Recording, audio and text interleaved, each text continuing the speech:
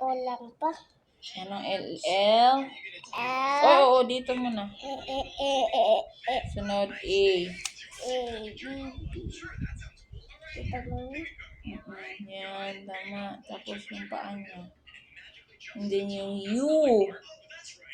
Oh! Zia, doon umpisa sa una. O, sunod ito.